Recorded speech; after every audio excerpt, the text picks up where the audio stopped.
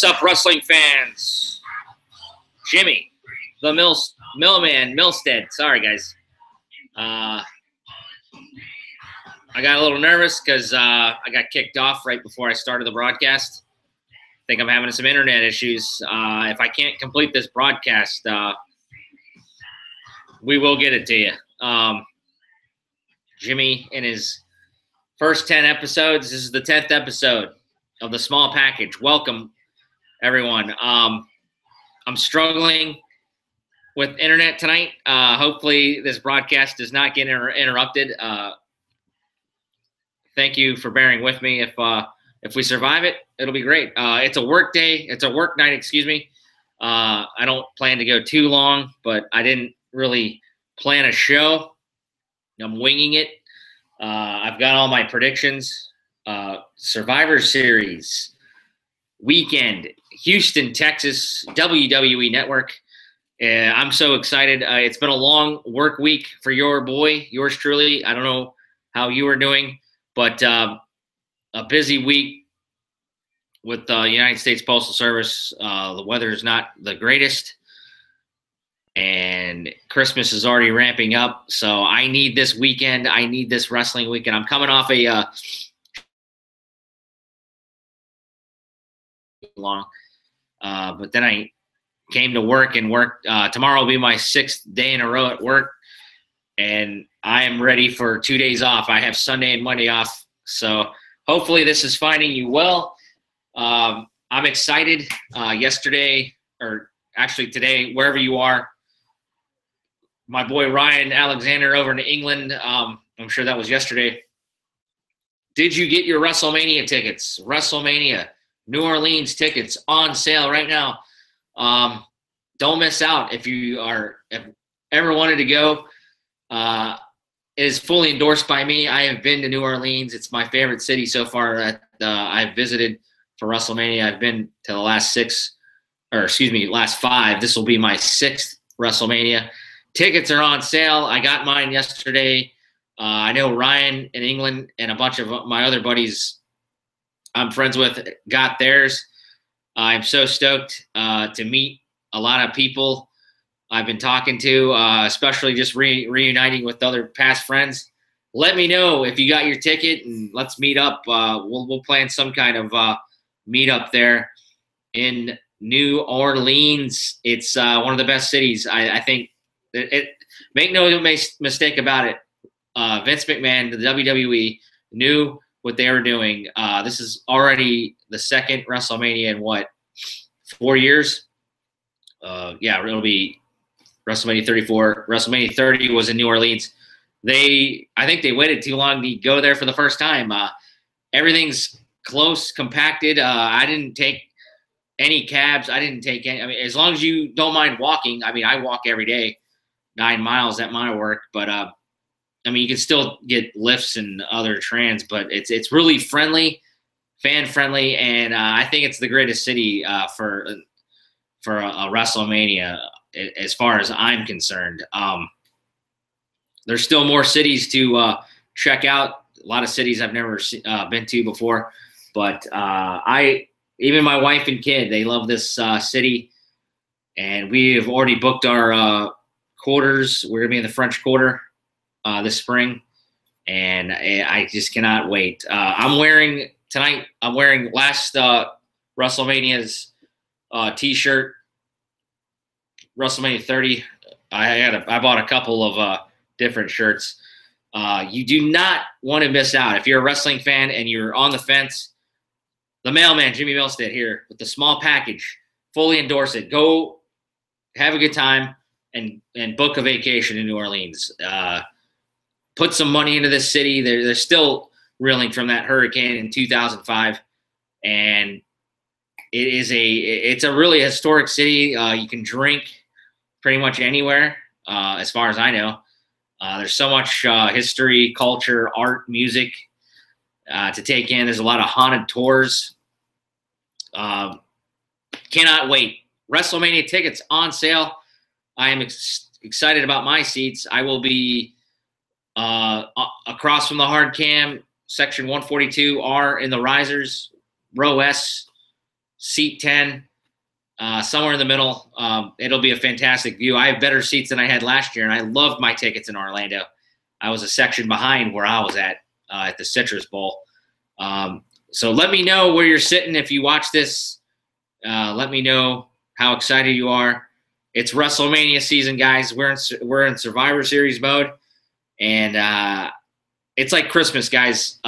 Christmas is right around the corner. I will take Survivor Series over Christmas, to tell you the truth. I mean, as much as I love Jesus and everything, wrestling, Thanksgiving, a Thanksgiving tradition, Survivor Series weekend. We are ramping up 2 great shows. We will cover them here in a minute. Once again, I want to welcome to the small package. It's episode 10.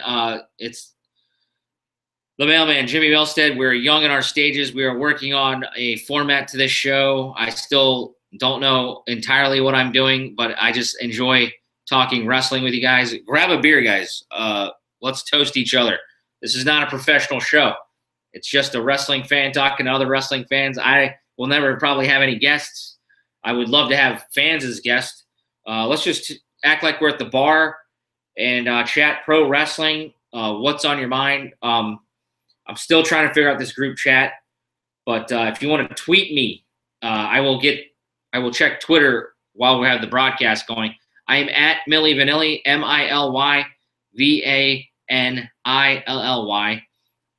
You can hit me up on Twitter there. Instagram, Milstead76. That's just basically for pictures.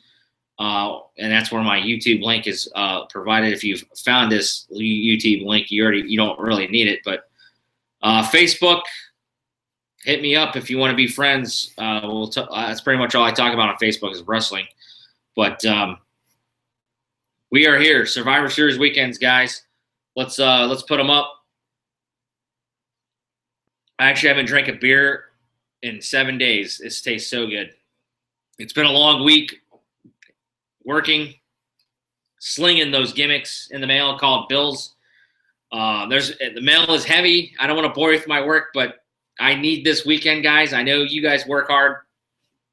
This is why we love watching pro wrestling. It gets us out of our everyday routines. One more day of work tomorrow, and then we got NXT TakeOver Orlando War Games tomorrow night, WWE Network. And then Sunday we got Survivor Series. I believe Monday Night Raw is in Houston. Yes, it is a mini WrestleMania weekend actually in Houston, Texas. This city needs dollars. I think the WWE is a saving grace. Speaking of hurricanes, Houston hit hard last summer. I was so stoked to hear how much money Orlando made last year off WrestleMania. I think they made, don't quote me, I have to look up the stats. It was like 181 million or something. The WWE matters. They pump money. I'm not sure this will be a 181 million, obviously, because it's not a WrestleMania, but Houston will get some money out of this, and that'll help their community out. I mean, I'm no economic major, but Houston, you will benefit off the WWE. I know a lot of people all weekend long, even starting tonight, there's a bunch of like podcast shows and people already have hit the bars down there. Hopefully your city, I've never been to Houston. I've only been to the airport. Hopefully your city is recovering and getting back to normal. So I'm stoked for you guys, and it's going to be a tremendous weekend. Like I said, the Survivor Series is the 31st edition of the Survivor Series. It debuted in 1987 back in Richfield, Ohio. This one is being billed as Raw versus SmackDown. And we've heard this quote a million times by Michael Cole, but it's the one time of the year that Raw and SmackDown compete in head-to-head competition. I don't know how many times I heard that over the past few weeks, but since the last time I talked to you, what was it? Tables, ladders, and chairs. We have new champions all over across the board here. AJ Styles over in Manchester, England, beat Jinder Mahal. He is your new WWE champion. He has been inserted into the main event picture to take on Brock Lesnar. I want to know what y'all's thoughts are on that. Jinder Mahal's not even on the card. There's a lot of rumors swirling that Brock Lesnar did not want to face Jinder. I kept hearing things. Maybe Jinder got hit with a wellness violation.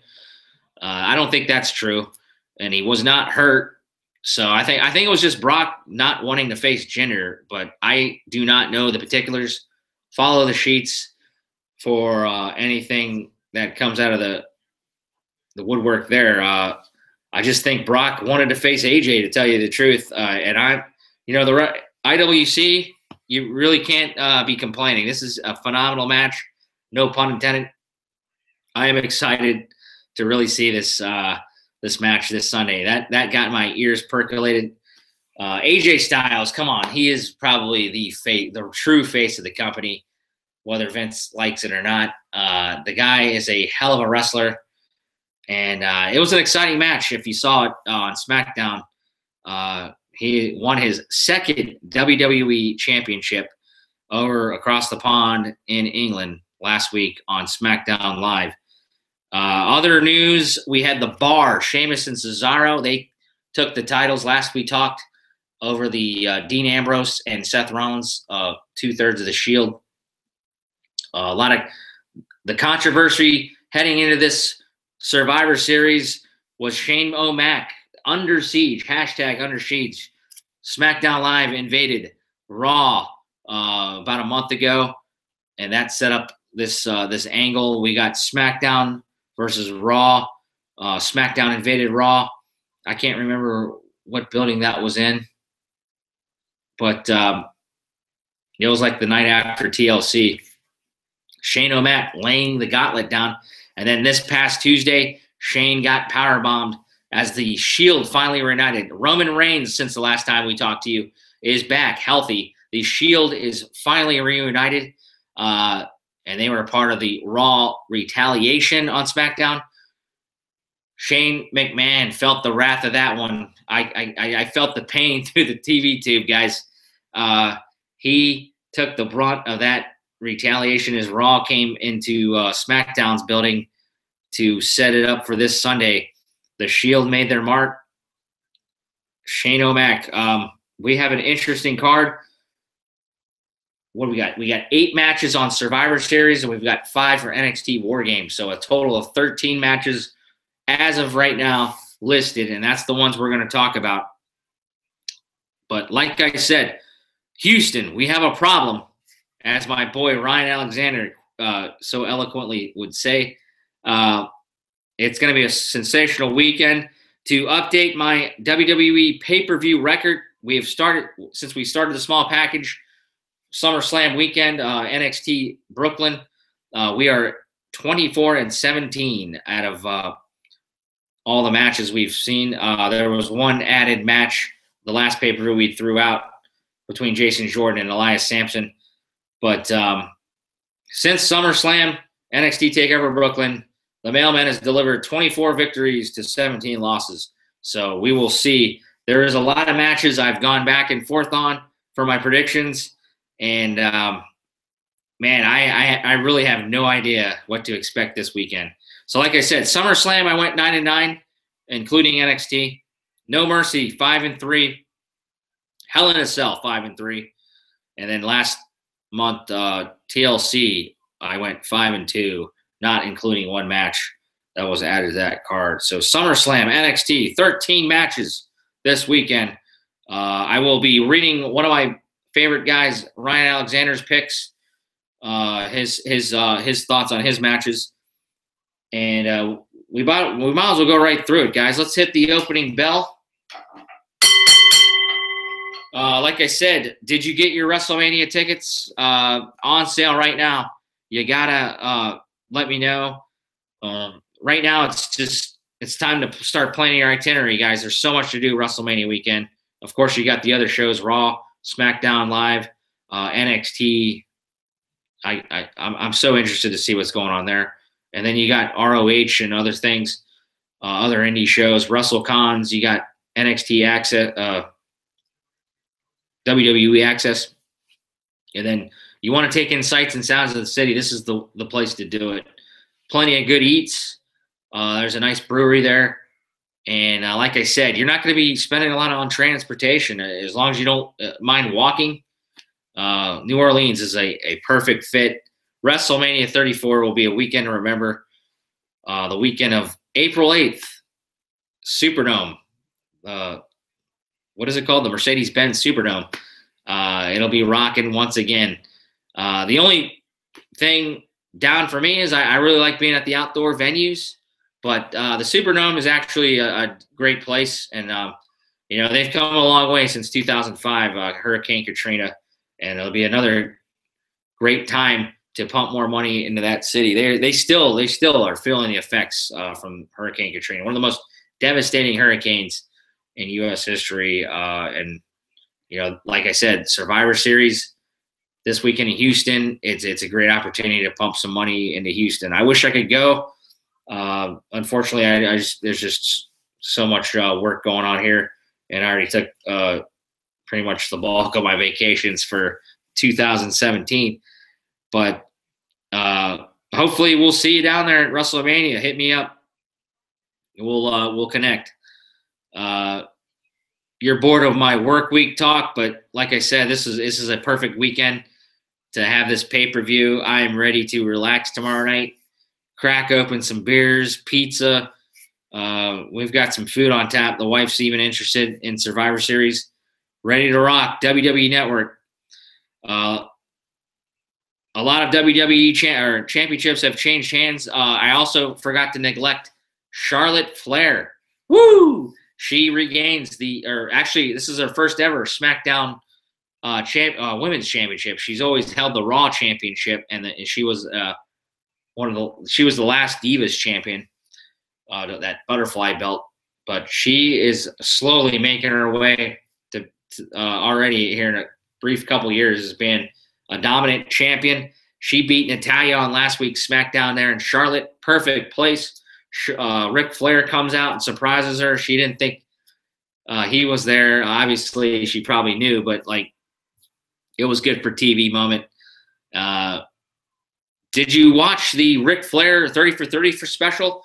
What did you think? Give me some comments on it. It brought a couple tears to my eye. I mean, I've known the Ric Flair story for a while now, but it was an emotional show. I thought it was well produced by I can't remember the gentleman's name that produced it. Rory Karp. 30 for 30. I always enjoy that show by ESPN. I know they've been putting it out there. Would you like to see more wrestling 30 for 30s? Of course so. I think they were supposed to do an Andre the Giant one if I'm not mistaken, or maybe it was HBO or somebody. But the more wrestling documentaries, the better. I love it. I eat it up. WWE 24, Goldberg's special. That was last Monday on the WWE Network. WWE 24 is clearly my favorite show besides watching regular programming like NXT. The Goldberg special, whether you like Goldberg or not, go watch it. It's an hour long, 59 minutes. I loved it. Whether you hate part-timers at WrestleMania or not, it was a good journey through Goldberg's stint coming back in his long comeback. As he stated, he had a lot of pressure coming back, and trying to do it for his family is what the theme was. He wasn't doing it for himself. He was doing it for his son and his wife that had never seen him wrestle. Really good piece. I just love the way it's produced, and the more of those, the better. It makes wrestling so much better, and I think the main people that aren't wrestling fans can get into it through shows like that. But I'm trying to think of some other notes here. Those were the two shows. Ric Flair 30 for 30. Give me your thoughts in the comments. What'd you think of it? Like Jim Ross said, I kind of felt uncomfortable watching it. I always knew who Ric Flair was and what he's about. I mean, he's pretty much the character he lived through. His story is his story. I'm glad to see Rick back, healthy. It's really a sad story if you look at it, but with the death of his son Reed. I'm not gonna lie, I'm a 41-year-old guy. Ric Flair, Macho Man Savage, two of my favorite of all time. 1A, 1B, depending what day you talk to me. Totally shedded tears that night watching that 30 for 30. It's still on my DVR. I'm gonna rewatch it. There's probably a few things I gotta rehash, but that's how I got into wrestling, was Ric Flair, the old school NWA. But it's a great special. If you've not watched it, fully endorse it. Go watch it. 30 for 30, the Ric Flair special. And then WWE, Goldberg, just an outstanding couple of shows there. I had some Twitter polls. Let's take a look real quick. When this whole Survivor Series angle broke down, we had the Under Siege moment by Shane O'Mac. I wanted to know, I don't know when I had this. This was back on October 23rd. I actually got 13 votes on this on Twitter.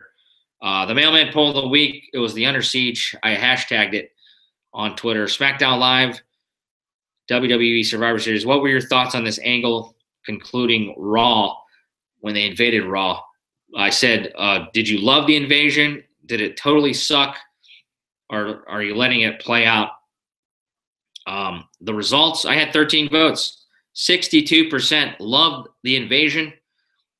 31% thought it totally sucked.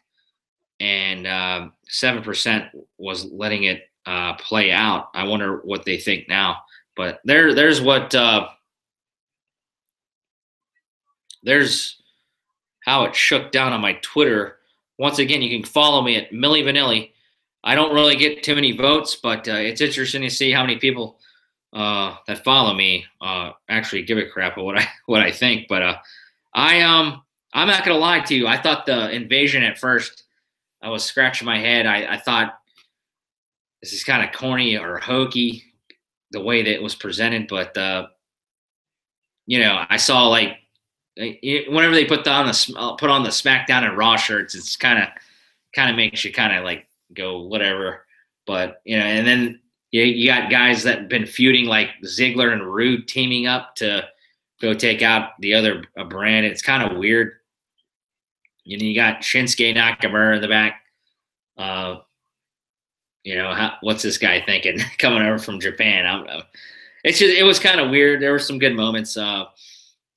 But I guess I was one of the 7%. You could include me on the 7% letting it how to play out. And as long as they provide a great pay-per-view this Sunday, I'll leave it as it is. I think it could have been done better. I'm not trying to be too critical, but it seemed a little hokey. But that it's wrestling. You know what I'm saying? What say you? If you didn't get a chance to vote, give me your comments in the comments section. Did you think this whole SmackDown versus Raw buildup was hokey, or did you think it was like pretty legit? I thought when Raw invaded this past Tuesday on SmackDown Live, Shield coming down, they had the half shirts, Raw and the Shield shirt. That was kind of interesting. I thought they laid it in. Like I said, Shane McMahon took the brunt of the whole thing. Kurt Angle, Braun Strowman, and the whole Raw crew got their paybacks. They got SmackDown got their comeuppance, and I don't know. I don't know what to expect, guys. I've gone back and forth on the picks. Don't want to go too long here, but I always say that every show I run here on the Smile Package. But it should be a good show, whether you like the build-up or not. And then the other question I asked this week, episode 10 tonight. I also thought there was an ROH pay-per-view tonight, and obviously it's not televised. So I said I was going to debut this show. That's why I allowed it. I didn't start this show till 10, but unfortunately there was no ROH pay-per-view here on my cable provider, DirecTV. I was kind of disappointed. They're in San Antonio this weekend. Kenny Omega's on that show, Cody Rhodes. But anyways, my poll of the week this week was, what show are you more excited for in Houston? NXT TakeOver War Games or the Survivor Series? I asked the WWE Universe this question, and 75%, only 4 votes though, are excited more about Survivor Series. And there's that. I thank you to you 4 people that voted for the to the mailman. I gotta agree. I think Survivor Series, once AJ Styles and Brock Lesnar were announced, that's totally got to be the main event, right, guys? You got the 5-on-5 SmackDown men's match and the Raw versus the Raw Superstars. You have Triple H added to the main event. John Cena, who has yet to be on TV. He was just announced by Shane O'Mac on Twitter. It's going to be interesting how these guys are going to be factored into that match. What do you think is going to main event the Survivor Series? Will it be the Brock AJ match, champion versus champion, or will it be the Team Blue versus Team Red SmackDown men's match? It's got to be one of those two, guys. I don't think you could go with anything else. News and notes. This is the first Survivor Series held in Houston, Texas. They had one in San Antonio, but they've never had one in Houston. Next year, the event already announced for Los Angeles, California at the Staples Center. That'll be November 18th, 2018, so a full calendar year. Maybe I'll head down there. It's pretty close. Survivor Series, one of the big 4 pay-per-views, already announced next year in Los Angeles. A couple of show notes. The small package episode 11 tomorrow night, we will have NXT TakeOver reactions once we show our picks here. War Games tomorrow night. Plus, I will do an unboxing. I got the latest Slam Crate. I'm waiting till tomorrow, guys. I will unbox the Slam Crate. If you don't want to watch because you're getting one, I'm telling you now, I'll be unboxing the latest edition of the Slam Crate. I have it in my hands right now, waiting till tomorrow to make tomorrow even more special. So you can look forward to that tomorrow night. Join me live. Time to be determined. It'll be sometime after NXT TakeOver War Games, whenever that ends, and whenever I can complete it due to internet. It shouldn't be past. It shouldn't be as late as this show. That's for sure. Probably around 9 o'clock or so. That'll be small package episode 11 tomorrow night. And then episode 12 will be on Sunday night after Survivor Series, at least when I complete it. Another time to be determined. We'll have reactions and show results from Survivor Series, the 8 matches on Sunday. And then upcoming in December, I have a small package, episode 13, Night of Champions is the December offering. It's Night of Champions in Boston, Massachusetts. That's Saturday night, December 16th. I will have the small package. Night of Champions is Sunday, December 17th. I will do that probably 9 o'clock West Coast time. So those are the next 3 shows I will do here on YouTube Live. And that's pretty much what I have for news and notes for the opening bell. I will have a special announcement as soon as we are done here predicting matchups. So without further ado, Kid Rock, can I hit you again? Let's dive into our predictions again, guys. I have my boy Rat Boy Ryan Alexander Taylor over in England. He gave me his NXT predictions. I don't think he's ready for Survivor Series predictions yet, but we will gladly read his. Let's dive into it, guys.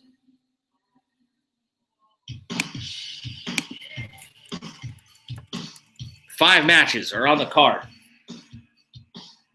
for NXT.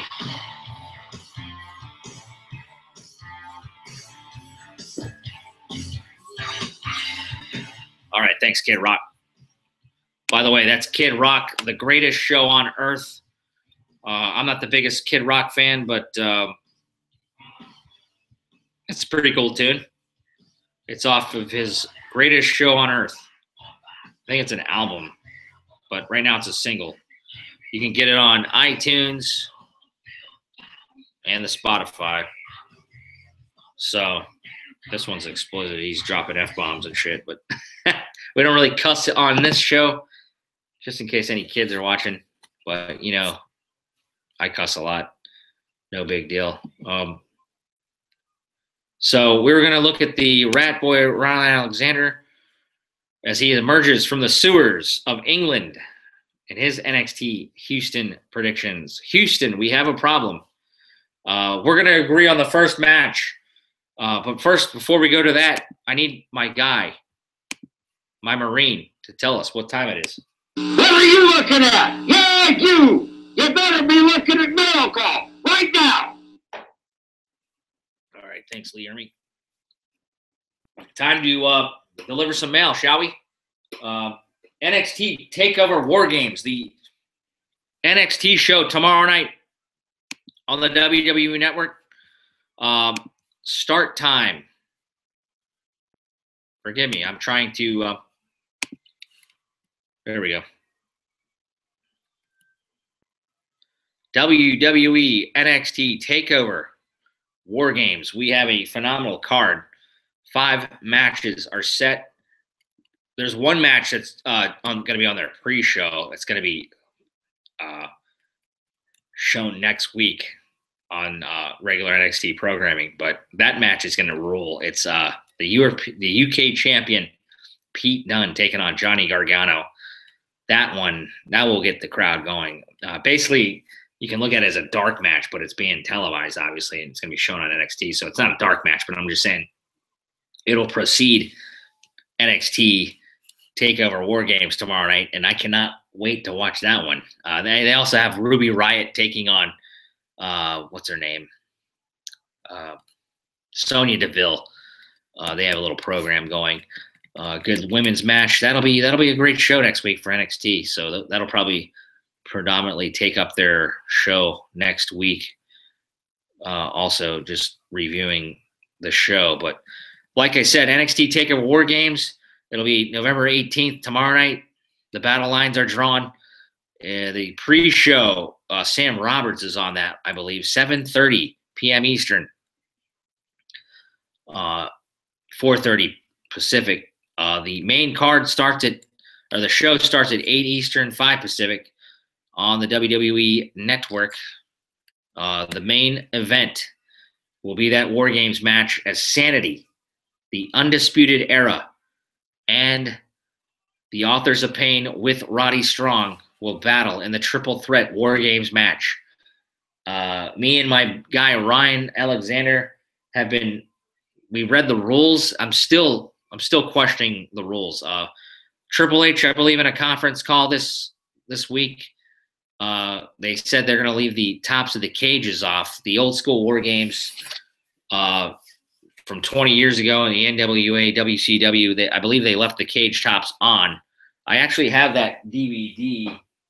If you guys haven't seen this yet, pick up a copy of the War Games. I haven't watched it all yet, but it's a double ring. I'm interested to see how they're gonna do this there in Houston, but double ring, and we'll go over the rules here in a few. But that's how it's gonna look. Except for I guess the tops of the cage will be off. So there's gonna be 3 teams of 3 vying war, and that is going to be interesting to watch. I'm glad Triple H brought it back. I think it was for Dusty Rhodes. That was his creation. We can only imagine how this one's going to go. But like I said, 8 o'clock, WWE Network. Let's get into the matches. Cassius Ohno versus Lars Sullivan. This will probably most likely kick it off. Lars Sullivan, a big individual. I think his real name's Dylan Miley. Cassius Ohno, the former Chris Hero off the indie circuit. You know, he is a great athlete for a big man. He's trying to insert himself back into the championship picture, asking William Regal. He wanted to take on Lars Sullivan. Yes, so Lars is your basic big man, and he's been squashing his way through the competition up the chain. NXT, he's a big guy. He's an old school throwback. He reminds me of maybe a Killer Kowalski, only like triple the size, I would think. That's probably who he reminds me of. But an old school Killer Kowalski, and the way he talks, he's got an interesting promo to him. He seems like a civilized guy. Actually, he's not some, I mean, he is a behemoth, but he seems educated, I guess, and he's an interesting promo. He's had a couple on there. Go watch the past shows. But since arriving in NXT and showing that he can't play nice with others by routinely destroying his own tag team partners, because Lars Sullivan usually took out his own tag team partners in the matches leading up to this match. He was paired up a lot in the tag teams. But proving to be unstoppable in singles competition. The hulking superstar has powered his way past the likes of No Way Jose Artie, Oni Lorcan, and Danny Burch. Those are two guys I would love to see on this card, by the way, Oni Lorcan and Danny Burch. But competitors who are all known for their ability to unleash hard-hitting attack, they've all failed against Mr. Lars Sullivan. There is only one superstar in NXT who can overcome Sullivan's size and strength, and it is Ono. The highly acclaimed striker's rolling elbow is a finishing move that, if it lands on the jaw of Sullivan, it could be enough to keep the brute down at a 3 count. I have this opening the card. I struggled with this opening the card, but I think with Ono and Sullivan, it's not going to be obviously a squash match. I have this one being a hot start. What say you guys? Let's go over to our boy Ryan Alexander. Sorry, guys, I'm going to probably be a few minutes here switching from screen to screen. I've got a bunch of screens up. The Rat Boy over in England has Lars Sullivan beaten Cassius Ono. He thinks Sullivan is going through the usual motions of anyone who is pushed as an unstoppable heel monster, and it wouldn't make much sense for that to hit a roadblock in Houston. Cassius Ono is more driven and consistent in his second run with the company, but having failed to capture the NXT championship earlier in the year, I feel as if he's reached his heights already in NXT, and until any move to the main roster, he will be utilized as a jobber, not as a jobber, but as enhancement talent. So me and Ryan agree. Lars Sullivan definitely will come out on top. And I put Lars with some exclamation points. The reason I did that, my buddy Tim Kelly and I went to NXT Seattle at the Paramount Theater this past July. We also went to NXT Portland, and he beat up an ex-Seahawk player. I forget his name, Demetrius Johnson or something. Demetrius. He was on a couple of NXT shows as a jobber, still trying to find himself. But there was this gal behind us, and all she chanted was Lars. So Lars Sullivan is somebody to watch out for. I think this guy is a future big beast with the likes of Braun Strowman. He will get the victory over Cassius Ono, and we're going to put that in the mailbox for tomorrow night, and we'll see how we did. So with that, let's move on to the next matchup, shall we, guys? We have I'm going to go with the match I think is probably going to steal the weekend. I've said this for a while now. I saw this match just like the Lars Sullivan this past July, NXT Portland. We have Aleister Black versus, say my name, the Velveteen Dream, Patrick Clark. He's probably not using Patrick Clark anymore, but he was the tough enough competitor who got eliminated. And to be honest, I think he was probably the most talented on there. You can argue that that Sonya Deville, she was eliminated early, but she's still there in NXT. And what was it? Mandy Rose, she was the runner-up. We haven't seen her on NXT programming, but I see her on a lot of the house shows. She looks like she's doing well. But the two winners, they've already been like dropped from WWE. I can't remember their names. Josh something or other, and what was her name? I can't remember her name. But if you remember their names, tell me right now. But back to the match. Patrick Clark, aka the Velveteen Dream. I have loved there probably hasn't been a better build-up in WWE. I'm talking WWE. Patrick Clark's coming off as this Prince type character, oozing charisma. He's an athletic. He's a big guy. Aleister Black, just hell of a move set for Aleister Black with that Black Mass kick. These two will put on a athletic performance, to say the least. And I'm banking on this being probably one of the matchups of the weekend. Bear with me here, guys. I'm going to look at the WWE breakdown here. The Velveteen Dream has succeeded in getting Aleister Black's attention, but come NXT TakeOver War Games, the purple-clad provocateur might wish that he hadn't. Black issued his most forceful response to the Dream's campaign on November 1 edition of NXT, proclaiming that he will make sure that the NXT universe never forgets the Velveteen Dream's name at TakeOver War Games. The Dutch Destroyer's strong words came a week after the Velveteen Dream blindsided him and ran him into the steel ring steps. The Velveteen Dream then tied Black's arms in the ring ropes, slapped him in the face, and demanded he utter the Dream's name.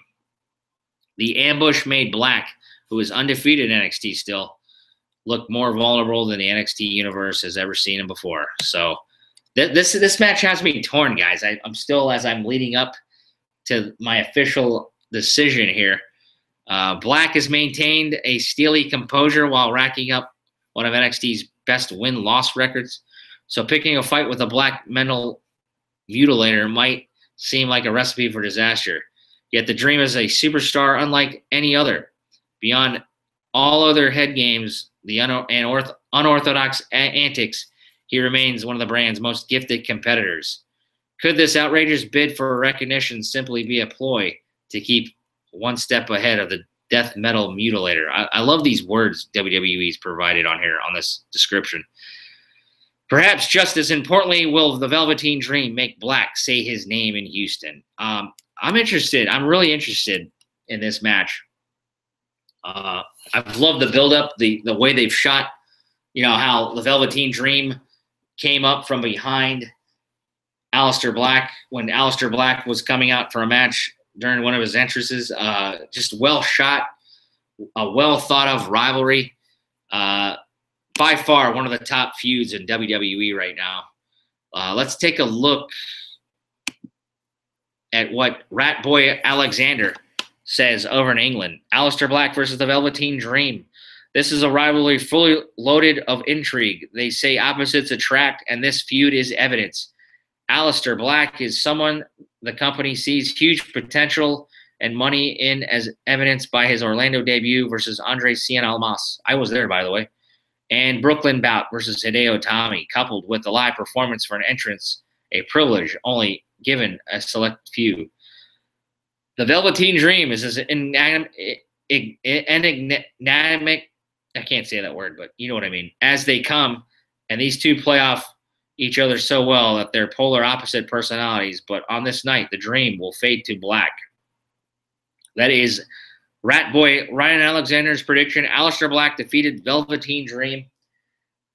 I have gone back and forth on this one many of time, and I am going to go Aleister Black survives.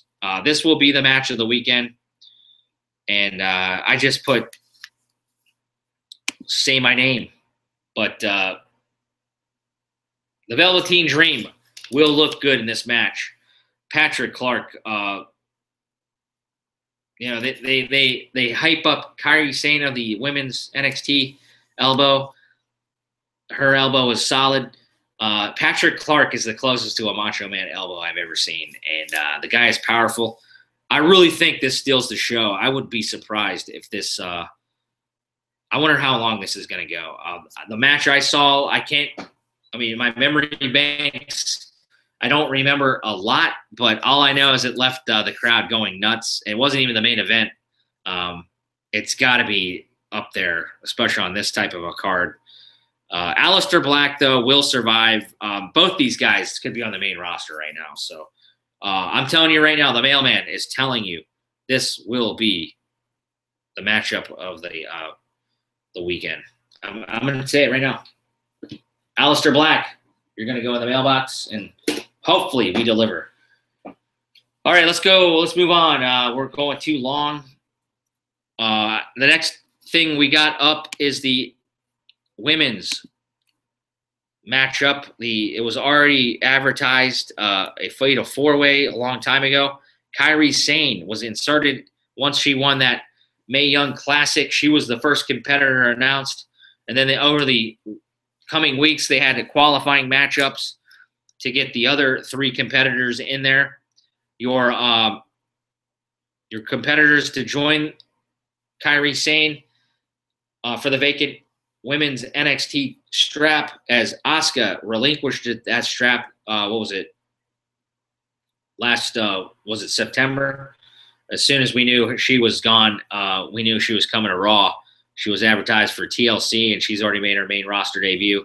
What do you think? Do you think she should have held on to that title, guys, and made somebody? Maybe she could have fluctuated or went up and down from Raw to NXT, or do you like the way they handled it? They claimed she had a broken collarbone or something, but I think that was probably kayfabed. But no matter what, I think it's going to be a great fatal four-way. So the competitors that joined Kairi Sane were from Iconic Peyton Royce, the Aussie, the beautiful Aussie Peyton Royce. We had Ember Moon. She's been chasing the NXT Championship for a while now, since NXT Orlando back during WrestleMania. I saw her lose to Asuka, and then she lost to Asuka during NXT Brooklyn. And then Nikki Cross, part of Sanity. She has been she won that Battle Royal on NXT.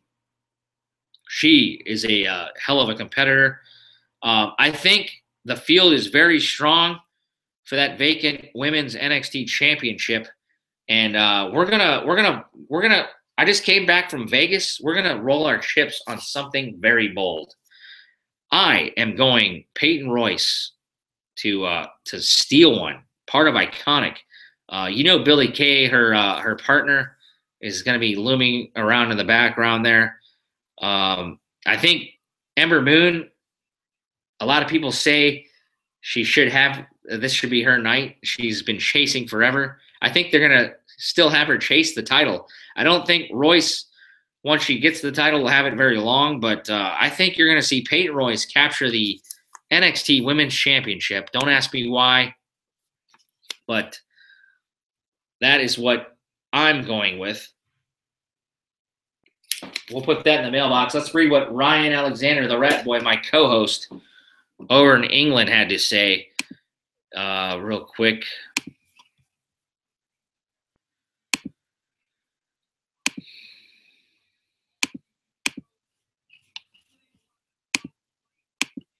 And the Rat Boy agrees with me. Actually, I agreed with him, actually. I'm not going to lie. But I did, before I read Ryan's predictions, I already thought of I thought Peyton Royce. It's something to gamble on, guys. Kairi Sane versus Ember Moon versus Nikki Cross versus Peyton Royce. With Asuka's move to the main roster, the NXT women's division moves into a new era. Despite winning the Mae Young Classic, Kairi Sane seems to be booked as another unbeatable force. And for me, that would be a mistake to travel down the road again. I agree, Ryan. As after Asuka's historic unbeaten reign, having had 2 match of the year candidates with Asuka at TakeOver Orlando and Brooklyn coming up short both times, it wouldn't do much for Ember Moon to win the championship with Asuka out of the picture. A similar story with Nikki Cross, despite their historic last women's standing match in the summer, which exceeded all expectations. Yeah, that was a great match too versus Asuka. For me, the answer is an Iconic one. A student of the Lance Storm's wrestling school of Peyton Royce has established a good reputation backstage and has risen quickly through the ranks of NXT as a part of the Iconic duo with Billy Kay. it's not hard to imagine her stock rising and star getting brighter in the near future. And I hope that starts with an upset over Takeover Houston at Takeover Houston. Peyton Royce wins the NXT Women's Championship, according to Ryan. We're gonna agree, buddy. I think NXT will definitely benefit Iconic having a right now. If you look at the main rosters on both Raw and SmackDown, I don't think they really need a lot of women right now. And you're gonna, I think Iconic's ready to come up. I think you're gonna have a short run with these gals at least until WrestleMania. And I think Ember Moon's day, she's gonna be down there for a little bit. I think her day will come at NXT over in New Orleans, whatever that match will be. I think they're still having Ember Moon chase. I know it's been a long time for her. I think the pain is still gonna set in, and when she wins it, it'll be really special. So, me and the Rat Boy are taking Peyton Royce to win the NXT Women's Championship. So, all right, I didn't know what was gonna main event, but obviously, I think you got to put the War Games as the last match. So we're gonna go NXT Championship. Drew McIntyre, the reigning champion, he is going to take on Andrade Cien Almas. I've really dug this angle leading up. Cien Almas couldn't have had a better addition to his character than Zelina Vega. I think her name's Thea Trinidad. I think she's with Austin Aries, to tell you the truth. Austin Aries now not part of the company. That's kind of interesting. But she has added so much value to Cien Almas. It makes you wonder if they put the strap on him, but I don't think they will. Drew McIntyre just won it at NXT Brooklyn. This is going to be an interesting matchup. I believe they wrestled when I was out here. I can't remember. Was it NXT Seattle? Obviously, Drew wasn't the champion yet, but they put on a decent match. Nothing spectacular, but I think these two could put on a good match. I do not see Drew McIntyre dropping the title this quick. Whether or not, it's just you wonder how long Drew will stay down there in NXT, though. I mean, obviously he's been in WWE before. It all depends on when he's gonna go back to the main roster again. Does he stay down in NXT for a while? I think Cien Almas might even go up before Drew McIntyre. Cien, his character, I think you're ready to put that guy on the main roster. I don't have Cien Almas winning this match, but his character is vastly improved. Let's take a look at what WWE.com has posted. NXT champion Drew McIntyre will put his title on the line tomorrow night at TakeOver War Games against the Red Hot Andrade Cien Almas. Cien Almas has one of my favorite theme songs, by the way. Over the last few months, Almas has been an incredible winning streak, turning his previous misfortunes completely around, thanks in large part to Zelina Vega coming back into his life.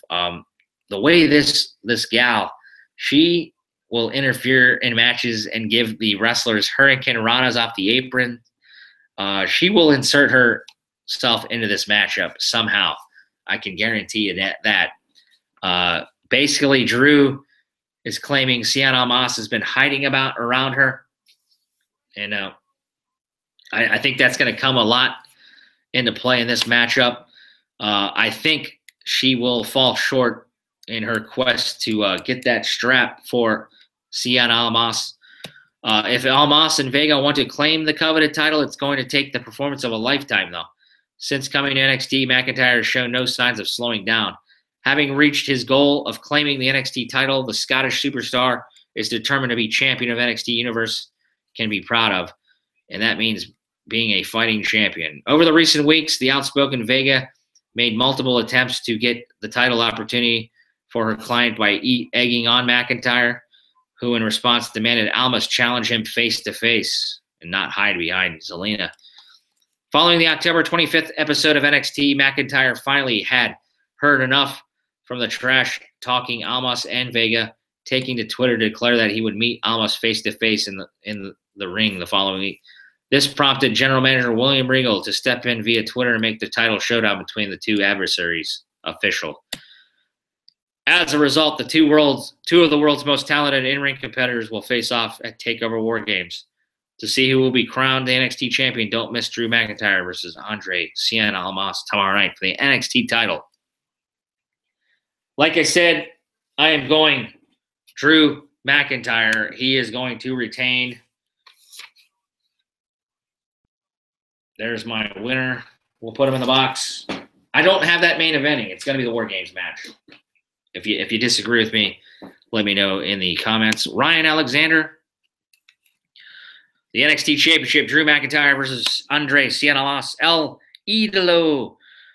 Similar to NXT TakeOver Chicago, the NXT Championship will be absent from the main event. So Ryan agrees. Traveling the global independent scene for the last 3 years, McIntyre has reemerged as a major player in NXT, deservedly being crowned champion in Brooklyn, booked consistently against NXT newcomers, losing TakeOver bouts against Bobby Roode, Roderick Strong, and Aleister Black. Andre has continued to persist. His ability in the ring is evident for all to see. His excellent encounter with Johnny Gargano in Brooklyn has worked as a good platform and his first championship opportunity. Similar to Bobby Roode's match against Itami at TakeOver, this encounter is stepping stone to bigger things to come for the champion. So the Rat Boy predicts Drew McIntyre to defeat Cien Almas. So I think that'll be a good match, and it'll just whet your appetite for the main event. The War Games, the Undisputed Era versus Sanity, and the Authors of Pain with Roderick Strong. 3 versus 3 versus 3. A triple threat matchup. WWE.com has put on the rules for this match, and I'm still confused, guys. It doesn't have the traditional War Games rules that I thought. Like I said at the beginning of the broadcast, the tops of the cages will be open. I think Triple H wanted that for high spots for the performers. Let's take a look at the rules. They have rules here. Click here to get the complete rules for NXT War Games match. We'll go over them real quick. The official War Games match rules for NXT TakeOver.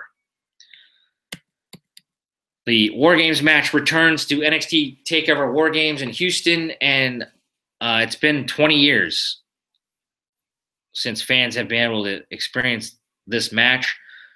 So here's a refresher course. There are also a few added wrinkles to this epic match that you may not see when watching past War Games clashes on the award-winning WWE Network. The rules of the match are as follows, guys. The 3-member teams of Sanity, which is Eric Young, Alexander Wolf, and Killian Dane, they are the tag team champs. I don't believe the titles are on the line. Undisputed Era, the new Adam Cole, baby, Bobby Fish, and Kyle O'Reilly. The Authors of Pain with Akam and Razor and Roderick Strong will wage war inside a massive steel cage that surrounds 2 rings. So there's 2 rings and a huge cage. I want to see how the seating for this arena is going to be. It's going to be interesting. I wonder if people can see. It's not going to be like a Punjabi prison match, I wouldn't think, but I wonder what ringside seats went for. But back to the rules. All 3 teams will be contained inside separate shark cages by the entranceway. That's a new wrinkle, I would believe. I think it used to be like a coin flip, and they just come out. It's been a long time since I watched War Games, but all 3 teams will be contained inside separate shark cages by the entranceway, with a member from each team as chosen by his respective squads starting the match. So there's going to be some guys starting the match. That's where I'm confused. Is it going to be 1 versus 1, or is it 1-1 versus 1-1 and 1? I'm imagining it's 1-on-1. After 5 minutes, the remaining members from one team will be released from their shark cage and allowed to enter the match. So I'm assuming it's 1 at a time. When another 3-minute period elapses, the remaining members from a second team are released from their shark cage to enter the match. I know I'm reading a lot into this, guys. We're going to have to see this when it goes down. But following the other 3-minute period, the final team's members are released from their shark cage to enter the match. So Eventually, you're going to get all the guys in there, and once all three teams have entered the War Games match, a victory can be attained via pinfall or submission. So this is a historic return to the War Games match. I'm pretty excited about it. My prediction, Adam Cole. They're going to groom this guy. Adam Cole, baby. I see him somehow getting the ultimate pinfall versus Roddy Strong in the end. Roddy, it would be cool to see him win because he's failed on the NXT title a couple of times versus Bobby Roode and then Drew McIntyre. But it's kind of set up that way, I would think, because they Adam Cole and the Undisputed Era wanted Roddy to join their gang, and he refused to. All those guys, former ROH standouts. It's some good storytelling, but you got to think Adam Cole and the Undisputed Era are going to go over in this one. That is my prediction, and I am sticking to it. Adam Cole, baby, with the pin over Roddy Strong. It'll be physical. I already thought the Authors of Pain were going to be on the main roster after they dropped the titles, but Sanity are the tag champs. They'll get some great spots. I think there's going to be tremendous action. This could be a match of the year candidate. I still think Aleister Black and Velveteen Dream will put on a show. It'll be between those two matches for the match of the night. Like I said, that's the card for NXT. Let me know your thoughts. Real quick, we'll take a look at what Ryan Ratboy Alexander, my co-host over in England, says. One day we're going to get him on here, by the way. I just haven't figured out the how to get Cams on here. War Games, the Undisputed Era versus Sanity and the Authors of Pain and Roderick Strong. Arguably the most anticipated match in NXT history. War Games seems to be destined to be a colossal failure or a tremendous success. So Ryan, he sees both sides. I would think it'd be a tremendous success, but however, NXT has proven itself capable of exceeding fans' high expectations. Cole, Fish, and O'Reilly have made an instant impact and have already established themselves as the hottest heel act in NXT. Sanity put their tag titles on hold as a sign of a sign of historic event, and move the main roster seems inevitable after WrestleMania 34.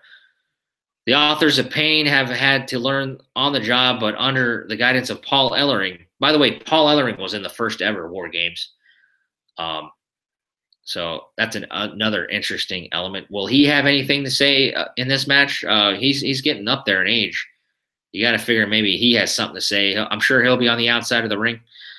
But Paul Ellering, they are now looking like naturals, the Authors of Pain, that is, in the squared circle. Roderick Strong's talent is unquestionable, and with the AOP now turning face, his alliance with him makes enough sense for this to work. All the elements are there, but the victory goes to the team who live by the saying, do not start a war if you cannot finish. So the Rat Boy going Undisputed Era in the War Games. Ryan goes on to say, despite a stacked undercard, this seems like a one-match show. Vince McMahon's taking something from WCW Treasure Chest, and its evidence in high value, given a dismissive attitude towards their history. I think this is more of a nod to Dusty Rhodes because this is one of his creations. But similar to Hell in a Cell and TLC matches, will War Games become a victim of its glorious past? Or will this new generation of soldiers prove once again that this is not a game, it's a war? Houston, we have a problem. So thanks to my England buddy, Ryan Alexander. I will see you in WrestleMania, buddy. He's ready to go. He got his ticket today. But he didn't give me a Survivor Series picks, so we will leave Ryan Alexander for the night. Thank you, sir, for your takes. What are your takes, guys? Give me some feedback in the comments. NXT tomorrow night, going to be sensational. Those are the matches. We will cover what we predicted tomorrow night. It's 11 o'clock, but we'll keep going. Let's take a beer break. You are watching The Mailman and the Small Package, Episode 10, Survivor Series prediction show. That was our NXT predictions. And the mailman is getting ready to go over his Survivor Series picks. Survivor Series, technically 8 matches. There's one pre-show match, so 7 matches are on the main card. And I'm really hyped about this card, guys. It's a lot better than what it was originally planned. Well, let's take a quick break here.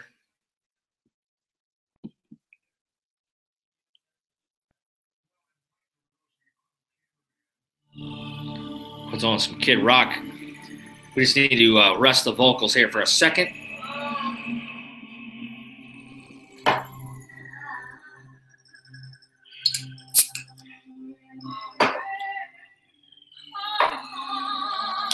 Hope everybody is doing well on this Friday night.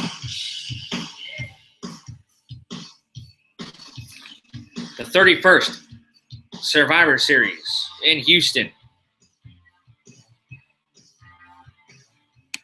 Let's get to the card, guys. It is dubbed the one time of the year that Raw and SmackDown compete head-to-head in head-to-head competition. So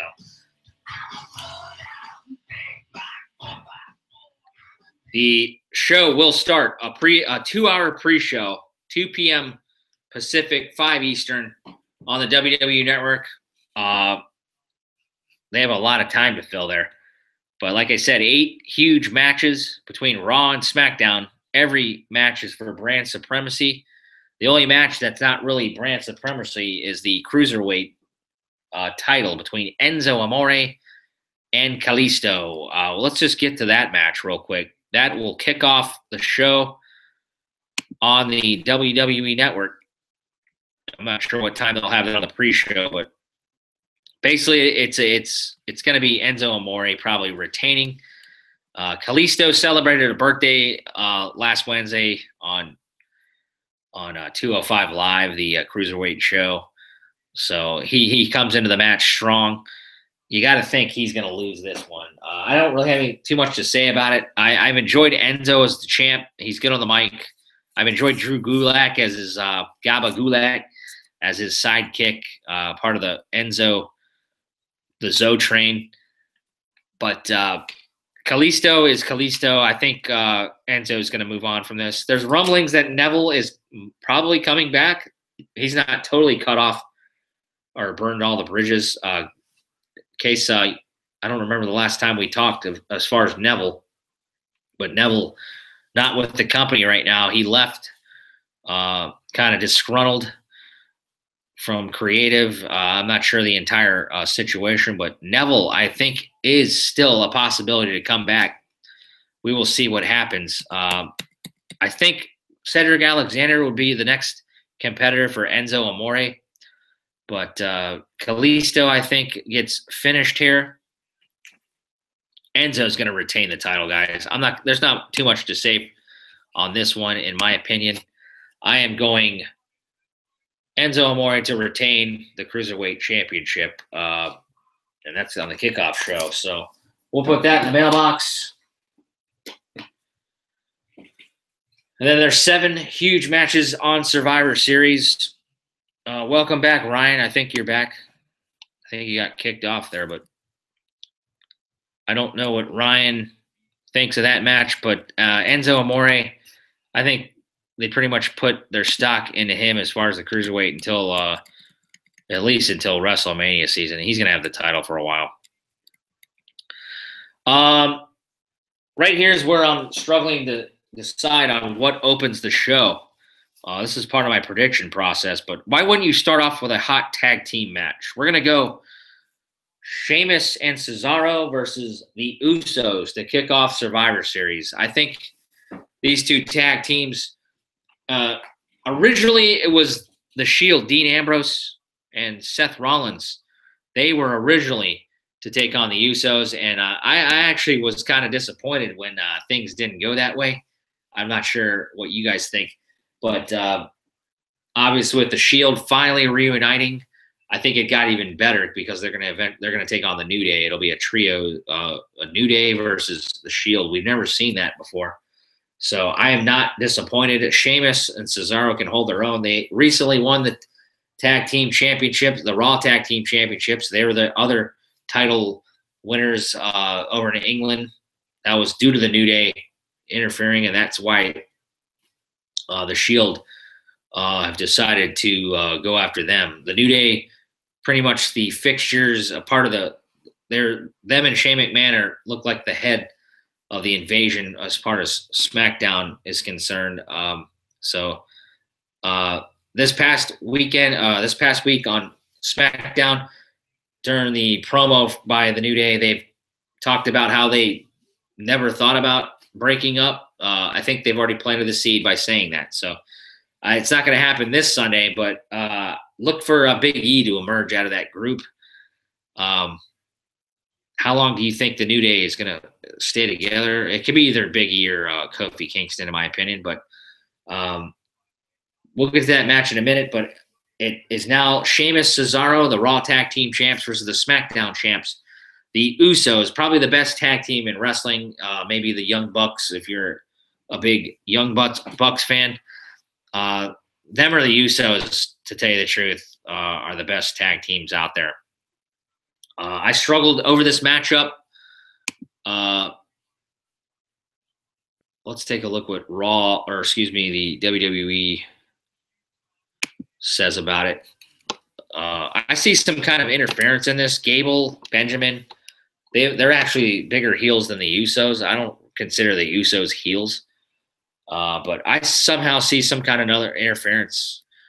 I don't see a lot of disqualifications on this card, but they say anything can happen in the WWE, and Cesaro and Sheamus just proved that old chestnut right, thanks to a surprise appearance by the New Day that threw Raw into chaos. The two-man wrecking crew, commonly known as the Bar, dethroned Dean Ambrose and Seth Rollins as Raw Tag Team Champions, thereby swapping themselves in for the Shield in the Epic Champion versus Champion bout against the SmackDown Tag Team Champions, the Usos, this Sunday at Survivor Series. Jimmy and Jay, who have gone through perhaps the most radical reinvention of any team in 2017, have a chance to prove they're more than just a big fish in the Team Blue pond. The Twins have been angling for a fight with Raw's tag team champions since WrestleMania. And now with the opportunity at their doorstep, the pressure is on to deliver. The Shield would have posed enough of a challenge for them to do so, but now, ironically, the only thing standing in the way of the Uso penitentiary is one near unbreakable bar. So I think this match has a lot of fireworks to kick off the show. This is one of my shocking picks of the night. I want to pick the Usos, but Team Raw gets a victory somehow. The Bar, Sheamus, Cesaro are going to win this match because I have bigger things to announce later on. Sheamus, Cesaro, The Bar beat the Usos. I'm going to be rooting for the Usos, actually. I like all four guys, though. It will be a great tag match, and that is my pick, and I'm sticking to it. Let's move on to the women's 5-on-5 match. This one has a question mark in it. I am going with this to be match number 2. Women's 5-on-5 traditional Survivor Series elimination match. You've got Raw team captain Alicia Fox. She's psychotic, but she has Bayley, who qualified this last Monday on Raw. Sasha Banks, a gal she's been wrestling a lot lately, who she finally wanted her on her team after she was named captain. Nia Jax is back since we last talked to you guys. She has been a dominant force. And then Asuka, she is on the team. So that is Team Raw. They are taking on Team SmackDown, captained by Becky Lynch. She's their team captain. Also on the team, Naomi, Carmella, who, by the way, James Ellsworth, her whipping boy, was officially released by WWE this week, in case you have been living under a rock. What a run by James Ellsworth, living out all of your normal dude's dreams. Even though I would never be a pro wrestler, but the long time, I believe he was been on the indie circuit for 15 years or something. Just being a jobber to Braun Strowman, ended up staying a year with WWE, doing a lot of angles. I think he had 8 series of match angles throughout this year. Finally released by WWE. So my tip of the cap to James Ellsworth for living out a heck of a dream. Never say never. I think I could see that guy coming back. I mean, he's got an action figure, a T-shirt. He'll be making some money on the indie circuit. That's for sure. Getting autographs. But he is officially released by WWE as of a couple of days ago. So Carmella, Tamina, and Superstar are still to be named. What is that superstar? Who is that superstar? Is it going to be Nikki Bella coming back for a one-off or something? Or maybe she's back? Or is it Paige, the returning Paige, rumored? I thought she was going to be a Raw member. She could very well be on this Team SmackDown roster. I am going to predict it's going to be Paige, and she is going to have a hell of a showing in this match. That would be epic. But when it all comes down to it, let's read what WWE.com says. Alicia Fox earned the right to be team captain for Raw after upsetting Sasha Banks and Bayley in a triple threat match. Miss Fox then wasted little time showing that she will be picking the cream of the crop to help lead the Team Red Ladies to their second consecutive Survivor Series victory. Okay, so yeah, the women won last year. I didn't remember that. Alicia tapped Nia Jax, then selected the undefeated Asuka the following week. Then after tapping out the Bank statement in tag team action, the eccentric Fox surprised everyone by adding Sasha Banks to the squad. Not to be denied, Bayley finally earned that final spot. She had a triple threat victory this past Monday on Monday Night Raw over Mickie James and Dana Brooke. Oh, I love Mickie James. I actually wanted her to win and create some kind of controversy for Bayley. But I like Bayley, but I wanted to see already her versus Sasha Banks seeds planted. You might see that this Sunday, in fact. But on the other side of the ring, Team SmackDown seems more than capable of taking the crown after falling to Team Raw in the women's traditional Survivor Series match last year. The Blue Brands Squadron was hand-selected by SmackDown General Manager Daniel Bryan, and Becky Lynch won the right to be the SmackDown team captain. She will lead her teammates, Naomi, Carmella, and Tamina. But after Charlotte Flair overcame Natalya, yeah, because Charlotte was on the team. Natalya, maybe she could be the mystery opponent, mystery partner. I don't think she will be, though. She'll have some say in this match, or maybe the women's match between Charlotte and Bliss. But there's going to be a new person added to that SmackDown team, and I cannot wait to see who comes out. That'll be a huge pop in the arena, obviously. So we'll find out tomorrow night. But my pick, I am going with one sole survivor, and that sole survivor, why wouldn't it be Asuka? Nobody's ready for Asuka. I wanted to add Alexa Bliss, or not Alexa Bliss, Nia Jax to that, but I think you're going to see Asuka be the lone survivor, sole survivor. Is that how you spell soul? I don't even know. Pretty sure. So Asuka is going to continue to show why she is dominant, and this is just another stepping stone for her in a championship. I think she's going to get a championship match probably by WrestleMania, or either that or by Royal Rumble against Bliss. So that should be great.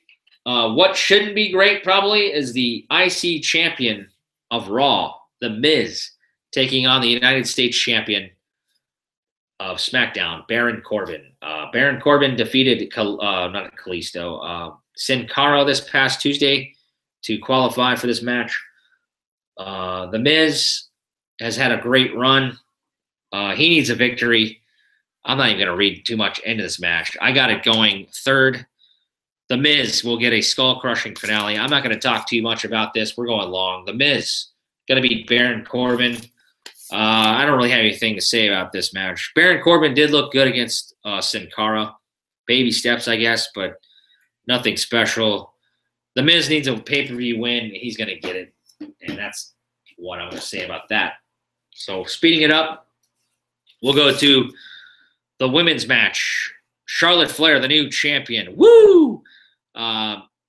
She's going to hold on to that SmackDown title for a long time, I think.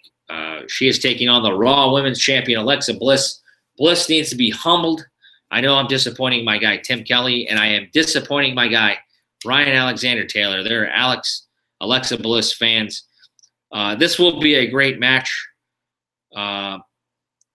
It's interesting to see how the MMA standouts are going in training. You got Ronda Rousey, Shayna Baszler coming off the Mae Young Classic, and those other MMA gals. I heard it was rumored for a four horsewomen Survivor Series match, but that never came to fruition. They're still going to build that up, I believe. You might see that come during WrestleMania season. Ronda Rousey and company, I think you're going to see some kind of Charlotte Flair Ronda Rousey match probably this spring. But I think the women's match will be a good match, but we're going to go Team SmackDown here, and Charlotte Flair will beat Alexa Bliss. Woo! With that figure 4 or that figure 8, the natural selection, whatever you call it. Charlotte Flair will be on a hot streak. Her and Asuka would be a great match. Time down the road. Let's go Charlotte Flair. All right, we're speeding it up here. We've gone almost an hour and a half. We've got the big-time 6-man tag team match. It's the Shield versus the New Day. Like I said, the Shield finally reunited. Roman Reigns is back healthy. By the way, Bray Wyatt is back healthy. He defeated Jason Jordan on this past episode of Raw. And at Bo Dallas, he's been back for a few weeks. So it's good to see all those guys that were suffering from illness, and JoJo, the ring announcer. It's good to see all those guys healthy and nobody else affected by that meningitis or the mumps or whatever the heck it was. But I think this will be one of the matches of the night. It'll have its spots. It'll have its moments. Why would you pick against the Shield? Like I said earlier, I think the New Day, they're going to have seeds of dissension. They're eventually going to break up, guys, as much as I love the New Day. As soon as they said that in their promo that they've never broken up or any of that stuff, you got to figure by WrestleMania they're going to be broken up. So the Shield won't last forever, but I don't think they'll break up. They'll go on their own merry ways by the time WrestleMania hits around. They will definitely win their first official. They've had a first official match on this week against The Miz and The Bar. But they will definitely win this pay-per-view match. The Shield, the brothers, will get a victory for Raw. So right now for Raw, I have it pretty much being even. Let's take a look real quick. Everything's put in the box. I have The Miz, Cesaro, Sheamus for Raw, Asuka, Charlotte Flair for SmackDown, and I have the Shield for Raw. So it's a 4-on-1, all Raw. So what does Jimmy do here with the top 2 matches? I haven't missed any matches, right? Yep. Guys, you're going to be shocked with what I'm going to say here, but we're going to go on what main events, guys. I think it's going to be the Universal Champion versus WWE Champion. I think that's going to be the main event. It could be the table setter for the men's 5-on-5 traditional Survivor Series elimination match, but I'm going Brock Lesnar, AJ Styles, main eventing. We'll get to that in a minute. Let's go to the men's 5-on-5 traditional Survivor Series match. Team Raw, captained by Kurt Angle, the general manager, and then Team SmackDown, captained by Shane O'Mac. He led the Under Siege movement, and he paid for it last week on SmackDown. Shane O'Mac, his team consists of the returning John Cena, via an announcement on Twitter. Cena's just lifting weights right now. He's been shooting movies and shows. Cena is on his way back for a Survivor Series. He wasn't on Survivor Series last year. We've got the RKO, the Viper, Randy Orton in this on Team SmackDown. My favorite WWE superstar, Shinsuke Nakamura, is on there. I am stoked about that. And then the glorious one, glorious Bobby Roode, to round out Team SmackDown. They are taking on Braun Strowman, Finn Balor, and Samoa Joe. And then, as of this past week, Triple H has returned to replace Jason Jordan, who injured his leg versus Bray Wyatt in a match. He pleaded, he begged. You could say it was bad acting. A lot of people hate Jason Jordan, but I actually enjoyed the angle. Kurt Angle's son, Kurt didn't have the heart to say no to him. Triple H comes out on that Monday Night Raw and inserts himself in the match after Stephanie McMahon threatened to fire Kurt. Shield said no way. Kurt had a decision to make. I think down the line you got to for a WrestleMania match. Will it be Kurt Angle versus Jason Jordan, or will it be like a Kurt Angle versus a Triple H? Or will this SmackDown Raw feud go into a WrestleMania? They say this is the only time of year SmackDown or Raw face off, but maybe they could probably do that at WrestleMania where Shane and Triple H face off, but I don't think so. I think it's going to be Kurt Angle and Triple H probably. But Triple H inserts himself into the Raw side of things. I have no idea what to expect, guys. There's no Sami Zayn. There's no Kevin Owens. You got to think they're going to take out Shane McMahon for not inserting themselves. They left the beatdown this past Tuesday after staying in the ring with a New Day in an unfinished main event match with those guys. You got to think Sami Zayn, Kevin Owens will somehow get Shane McMahon out of that match. No Jason Jordan. Will he be a factor on Kurt Angle getting eliminated? I say yes. And there's no Kane. Kane, last time we saw, got slammed through the ring on Monday Night Raw as they went off the air against Braun. Braun, I heard after the Raw went off the air, emerged out of there first. So you got to think, if you're going to get Braun Strowman out of there, Kane will somehow get him out of there. So I'm eliminating Braun Strowman with Kane. I'm eliminating team captain Kurt Angle with his own son, Jason Jordan, somehow. Jason's going to probably try to get Triple H distracted or something, and he's going to mess that up. Kurt Angle. And then Sami Zayn and Kevin Owens, they'll somehow get Shane O'Mac. So that leaves Finn Balor, Samoa Joe, who were a tag team this past Monday on Raw. Somehow they'll have some dissension between those guys causing problems. I don't know how Triple H gets eliminated, but I will say maybe John Cena. Maybe that could be a WrestleMania match. Maybe a Randy Orton. How about a Shinsuke Nakamura? I have Bobby Roode getting eliminated early. He might be the first sacrificial lamb. But I'm not sure how Cena is going to get eliminated. Maybe by Triple H.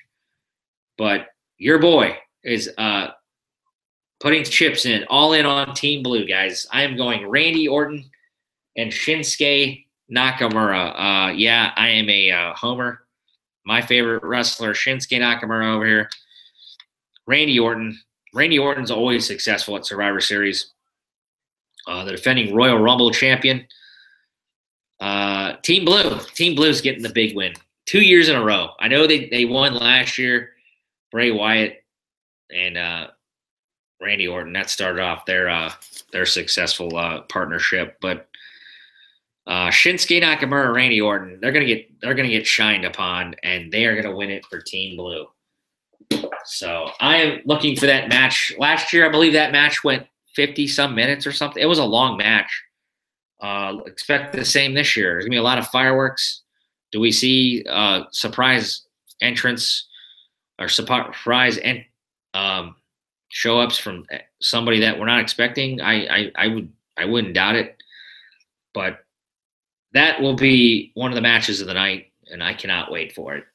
It's just too good to be true. I think you're gonna have two survivors there. So what say you? Let me know if you're full, if I'm full of crap. But we'll head to the main event here. We'll play some audio.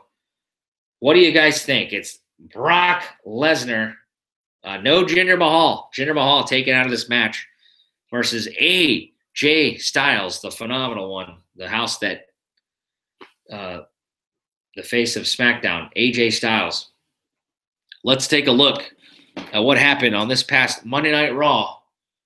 The Paul Heyman promo, where there was a marriage proposal during that promo. I thought that was interesting. That's automatically going to be bad luck for that couple. Raw was in Atlanta, Georgia, so it'll be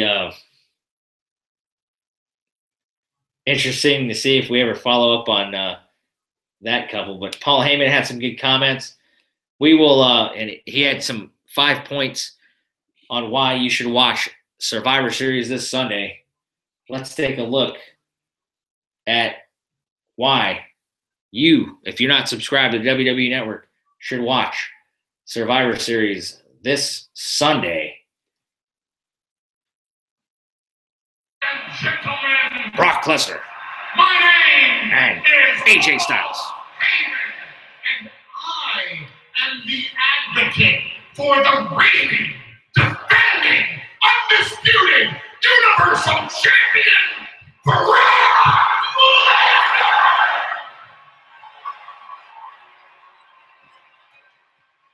My client has authorized me to come out here tonight and dogmatize the top 5 selling points why you need to be a subscriber to the WWE Network by the time Survivor Series comes on the air this Sunday night.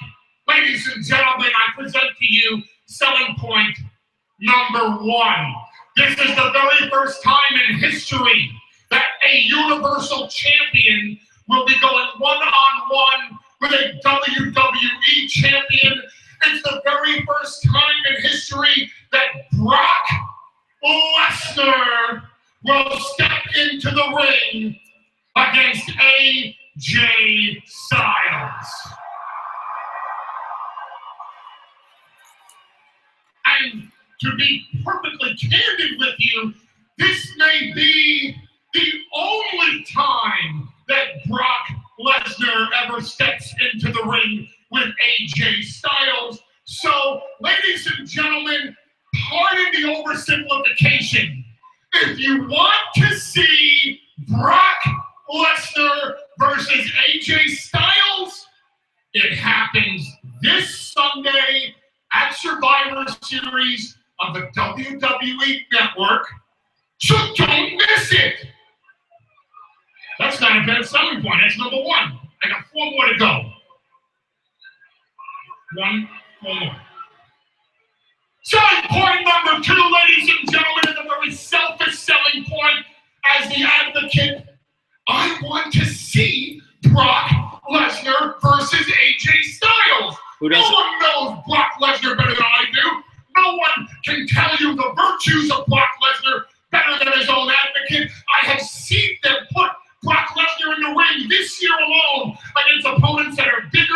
I've seen them put Brock Lesnar in the ring this year alone with opponents that are stronger. I have never seen in 15 years Brock Lesnar in the ring with anyone that could claim to be better than Brock Lesnar.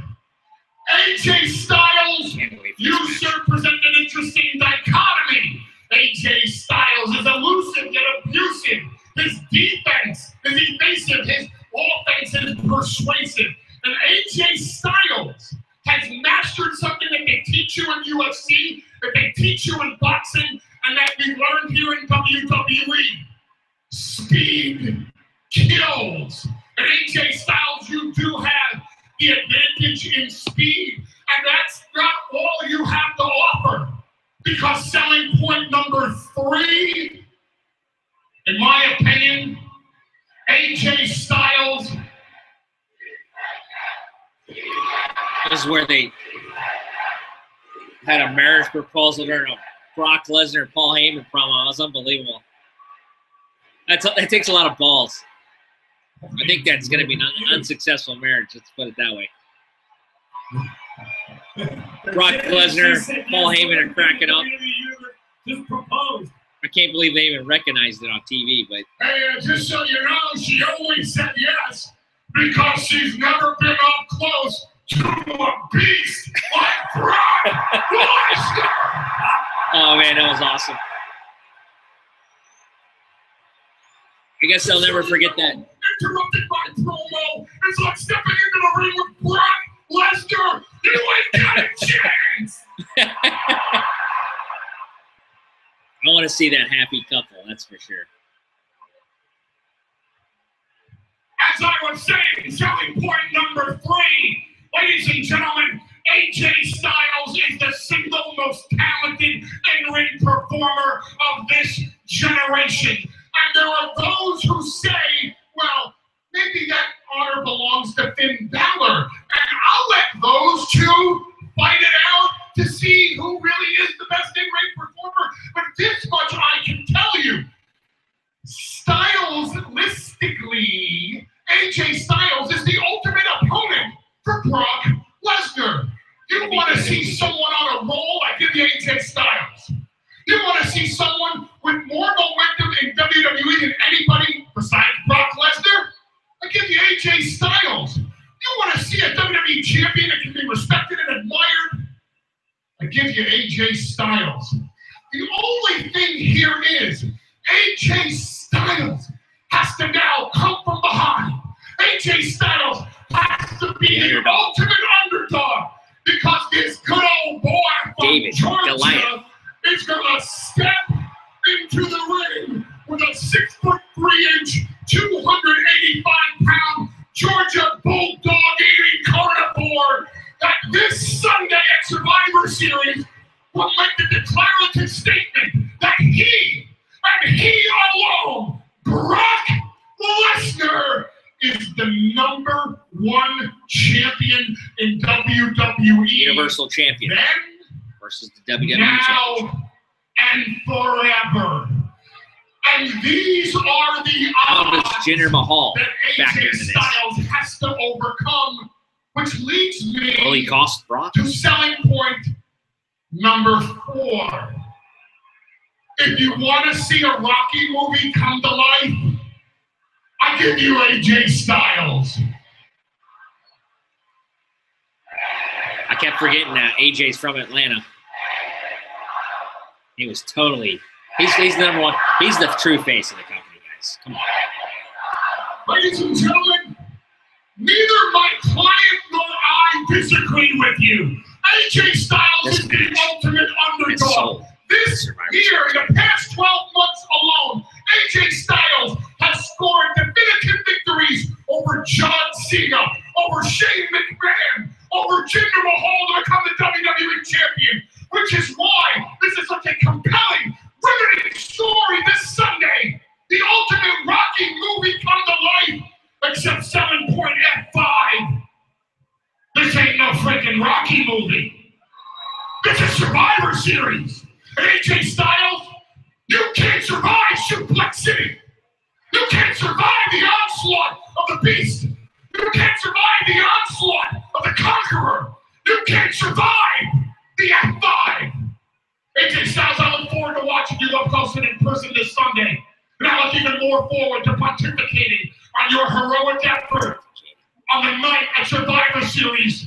The WWE champion stepped into the ring, put on the show of his life, and got beaten, victimized, and conquered by the reigning, defending, undisputed, universal champion, Brock Lesnar. What a promo. The question is, who is the #1 champion? It'll be interesting, guys. And then we'll go real quick here, guys, to the response from the phenomenal one. AJ Styles, Team Blue. who basically had his advocate this past Tuesday on SmackDown Live, one Daniel Bryan, the SmackDown GM. Something we didn't talk about. How does Daniel Bryan factor into things, not being a wrestler right now? He was not happy that Shane McMahon had that under siege. He claims he wasn't a part of it. Is this a big giant swerve on Daniel's part? He's trying to make peacemaker with Raw GM Kurt Angle, ends up getting choke slammed by Kane backstage while Kurt was trying to protect him. It's a big soap opera within things these past few weeks. Does Daniel Bryan come out the heel in this, or is he going to heel on Shane McMahon for everything Shane has done? But let's take a look at the response this past Tuesday on SmackDown as we wait the technology here. Okay, here we go.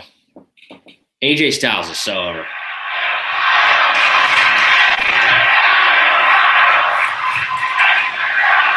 Even my wife is a big fan.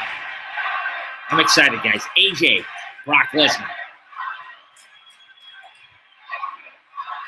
Wait. Hold on, AJ. So here on SmackDown Live, we like to treat our champions just as good, if not better, than the champions on Raw. So over on Raw, their champion of the universe has his own personal advocate for Survivor Series. So I would be remiss if I didn't offer to you, just for tonight, do you want your own personal advocate?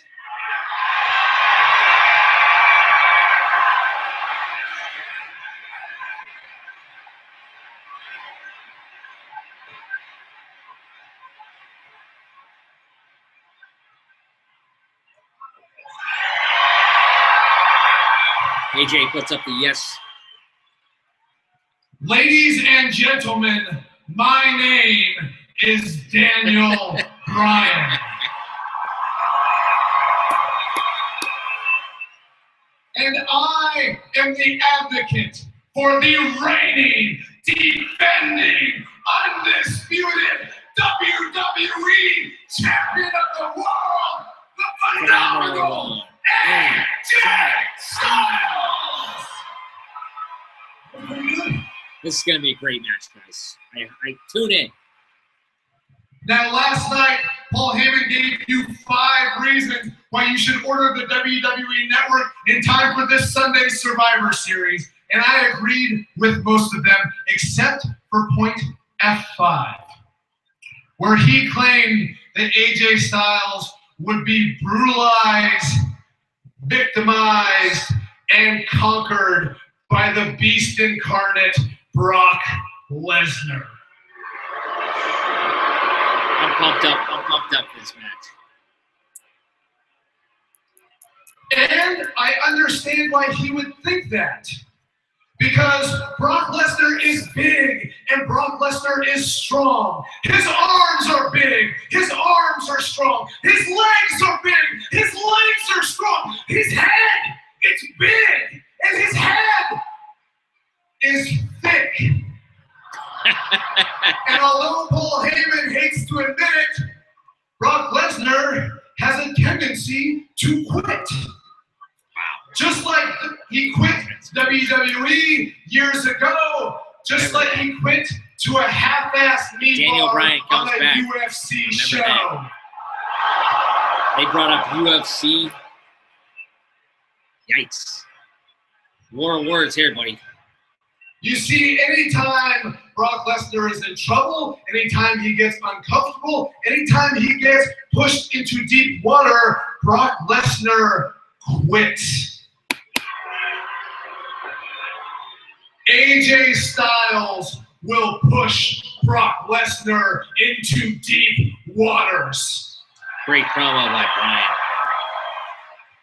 And Paul Heyman likes to brag how Brock Lesnar is 6'3" and 285 pounds. Well, guess what? When you get pushed into deep waters, when you're that big, you can last for about 10 minutes. And then you start to drain. And when Brock Lesnar gets tired and all that blood flows away from his brain, away from the rest of his body, he will get tired, he will get uncomfortable, he will be pushed against the wall, and Brock Lesnar will mentally quit. How many minutes do you think this match will go, guys? I need your comments in the comments section. So yes, Brock Lesnar is big, I think it'll go long. Brock Lesnar is strong, but Brock Lesnar cannot go on and on. He cannot go all night long. He cannot keep up with the phenomenal one.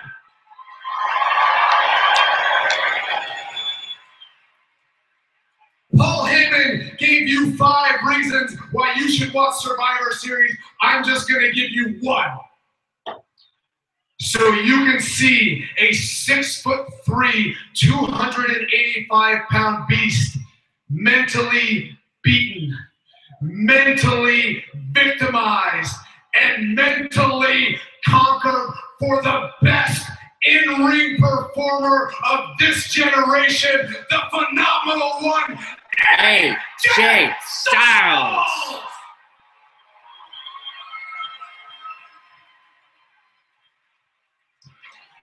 AJ gets a couple comments in.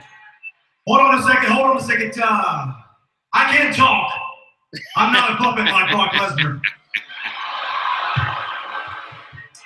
And I agree, fatigue makes quitters of us all, Daniel, and it may well have Brock Lesnar quitting this Sunday. But I also agree with Paul Heyman. I am the underdog. Wouldn't have it any other way. But Paul Heyman, this isn't a Rocky movie. This is an AJ Styles production. And I will find a way. At Survivor Series, I will find a way to the last breath in my body. I will find a way to beat Brock Lesnar. And I will prove that SmackDown Live is the A show. That SmackDown Live is the house that AJ Styles built.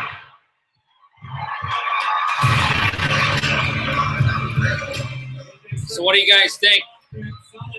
Solid promos. I have this main eventing. I think it's going to go over 10 minutes. I think it's going to be one of the best Brock Lesnar matches we've seen since CM Punk. All right, guys. Sorry, I'll turn that down. I thank you for we needed to take a break. We wanted to replay that. So what do you guys think? AJ Styles versus the Beast, Brock Lesnar. Phenomenal one, the Beast incarnate. I flip-flop a bunch. Man, I think it's Team Blue tonight. I think it's going to be Team Blue's night. They took a pounding this past week. Why not? Let's have David beat Goliath.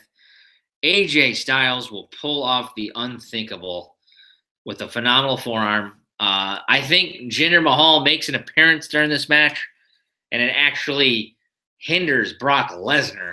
I just think this is a valuable victory in the future because you're going to have Brock eventually probably lose that Universal title to Roman Reigns. You're going to keep AJ strong. Roman Reigns. Hopefully my boy Shinsuke Nakamura is in the picture, but you can't deny AJ Styles. They do not want none. AJ Styles for me is going to pull off the unthinkable and with the phenomenal forearm and get the victory. I know I've gambled a lot tonight, guys. There it is again. I am taking AJ Styles. It's the WWE Championship. You got to think Vince McMahon values that still. He likes his big men. He likes I mean, what is that Universal title? It doesn't have a lot of history to it still. To me, the WWE Championship is the title, and it's on AJ Styles. This weekend, we are going to be treated. We wanted to see Daniel Bryan versus Brock Lesnar. If we don't ever get it, this is just as good. Totally spoiled. I think we got us marks really got spoiled, guys, and I'm so stoked for this match. I want this to go last. I hope it goes last. I've got Team Blue coming out. They've branded it as the B Show all month long during this feud. They got the final beatdown last week on the Go Home show for SmackDown. They're gonna come out. They're gonna come out on top. And AJ Styles is gonna get the win. So that's my say, and I'm sticking to it. Give me your comments in the comment section. Tell me how much crap I am spewing here. I thank you for joining me. We have 8 minutes left until I'm shutting this thing off. This is a 2-hour-long broadcast. I held you long enough. Here's my special announcement for the night. If you fast forward, I will tell you to fast forward all the way through if you wanted to hear the special announcement. Let's get some music going.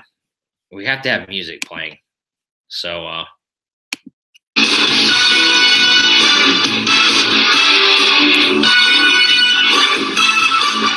right. Last year, for the first time ever, I ran a Royal Rumble poll.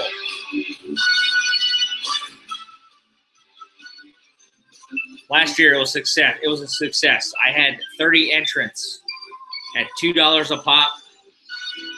I had the first annual Milstead Royal Rumble pool. And this year, it's going to be bigger and better than ever. I am having 2 separate pools. It is the second annual Milstead Royal Rumble pool. And I want you to be a part of it. I am looking for, I have 60 spots available, guys.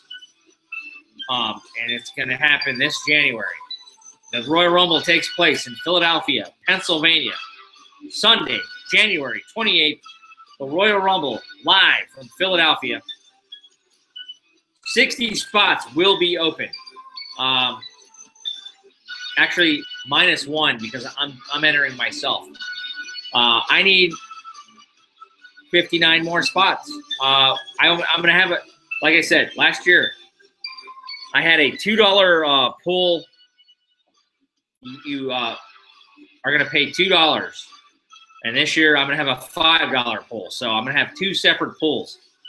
It'll be a live lottery ball drawing. Here's my official lottery ball thing. I'm excited to break it back out, guys. We will hold a live lottery draft, and you will know your number.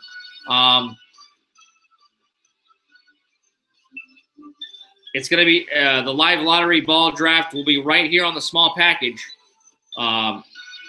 There's going to be a lot more details in the future, but it'll be Royal Rumble Sunday at 3 p.m. Eastern, 12 Pacific.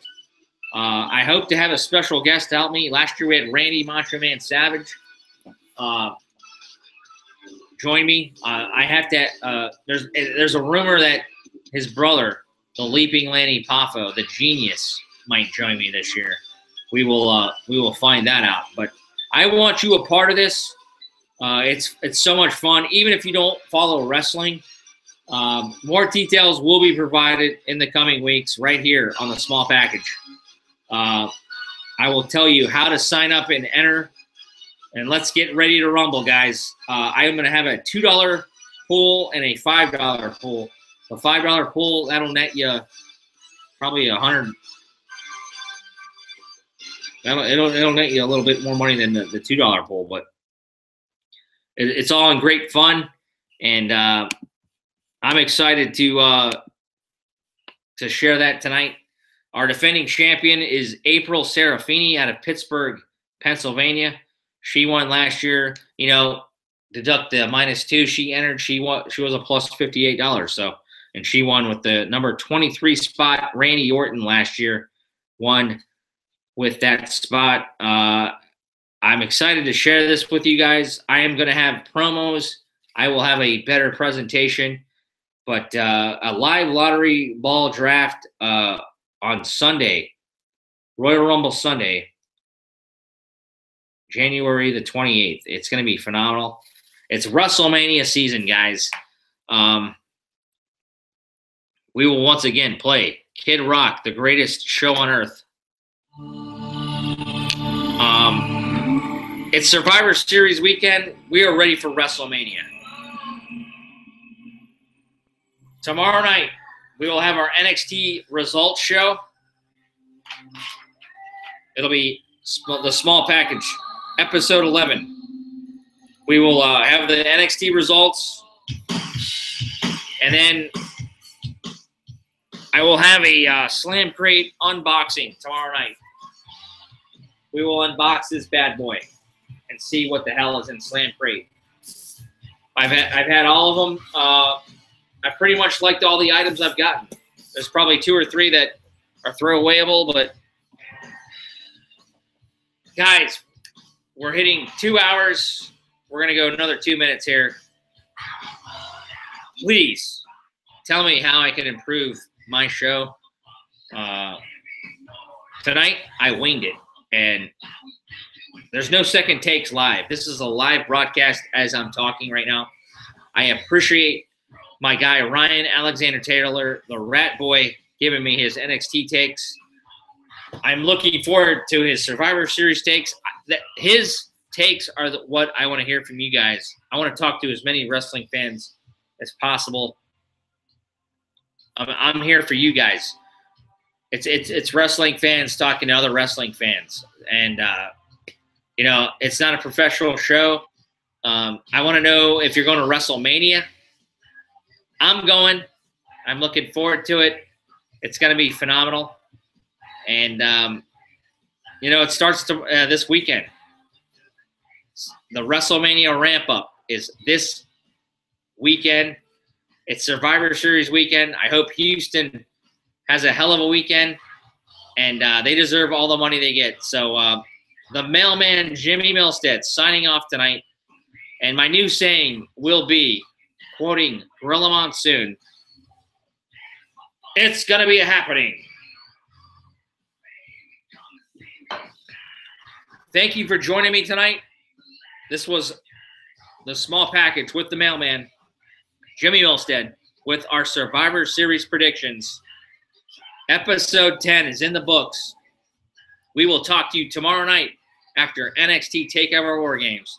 I hope you enjoy the show, and enjoy the wrestling, guys. Enjoy life. We're only here for a short amount of time, and enjoy life, guys. It's going to be a happening. The mailman signing off. We hope we delivered for you. Talk to you tomorrow.